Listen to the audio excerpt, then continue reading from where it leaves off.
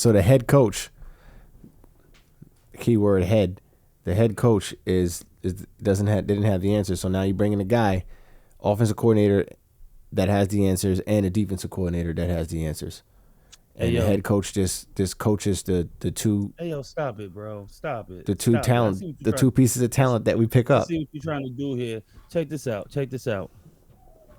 Would you say Brian Johnson should be the head coach of the Eagles? Would you hire Brian Johnson as our head coach? Who ran our defense? Who ran our offense? Would you hire him as our head coach? Would you fire Sirianni and say, "Hey, I'm gonna promote you to head coach"? No. Okay. Would you hire our defensive coordinator for a head coach? No. Okay. Both of those guys are being interviewed for head coaches. To my point I was saying before, you have people who can be really good at their roles at certain positions, but you might not see them with all the skill set for a higher level position. So, or you could hire someone that's really good at that current position, and you like, hey, maybe they could have the skill set for a higher level position. Let me put them in this position so I can evaluate. I say that to say, look, cats feel that them cats could be a head coach somewhere.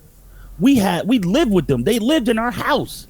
We know they don't wash their hands. You feel what I'm saying when they cooking? Right. But yet somebody else saying they willing to take it because they think they can do the top job.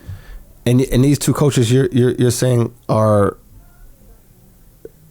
Sean Desai and Brian Johnson. Our defensive coordinator and our offensive coordinator is getting head coaching interviews. Both minority coaches, right? Rooney rule? You're not gonna ruin it. Yeah, that's it, bro. That's the most obvious. That's the most obviously. Look, hold on. I'll let you make your point. Let me make my point. Let me make my point, please. That's the most obvious workaround right there. Like, yeah, we're gonna interview these two guys who we know is never gonna get the job. And look, everybody's like, look, after you interviewed him, send him over here to me, because now we, send him over here to me when you're done. Of course, to that point, of course they're interviewing for jobs. Of course they are. You being an asshole right now, bro. Bro, look, if I was a white owner, that's what I would do. Look, if I was a white owner and I was secretly only wanted a white head coach and I was strategic, I'll be one of the first teams to interview the Eagles offensive or defensive coordinators. All the bum black assistant coaches? Right away. Well, no, I got two from the Eagles, so I'll have them right away. First of all, you're an asshole, and you're an elite asshole. Everybody is not elite assholes, and I think more so, everyone doesn't evaluate talent the same, bro.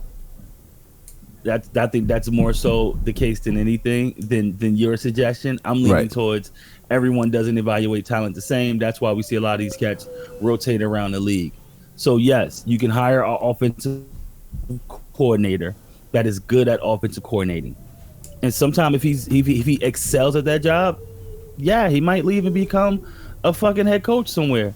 But that's part of the league, though, son. You're describing what happens to every team in the NFL. Every offensive coordinator usually wind up going out somewhere applying for a head coach job. Maybe not the first year, maybe the second year. Some get the first year, some get it the third year. But everyone does. But when it's more so. It's about how good those guys, right? You take the head coach. That head coach is the mastermind. And the offensive coordinator, in some situations, it's like the understudy of what the head coach, it wants to present as far as offense. If you have a good understudy and you say, look, let me take the offensive coordinator because maybe he's going to bring some of that Kyle Shanahan stuff.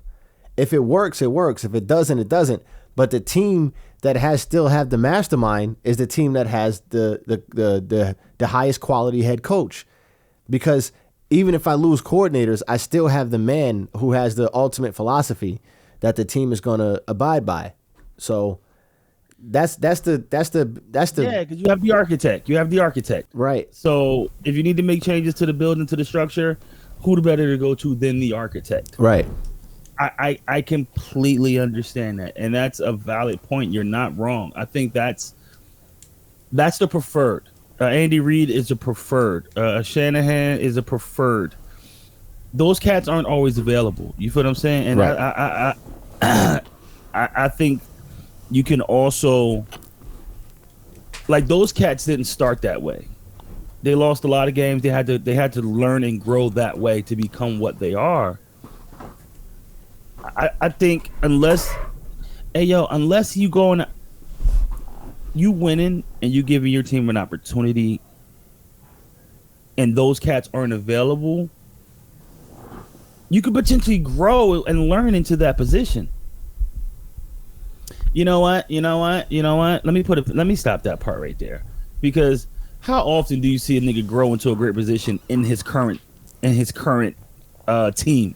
Right. He usually, if that's the case, he usually does well or stinks, gets fired, goes somewhere else. You feel what I'm saying? Right. He don't usually stink and then become elite coaching in that same team he's in. Right. So, yeah, Sirianni can become a really good coach a couple teams later.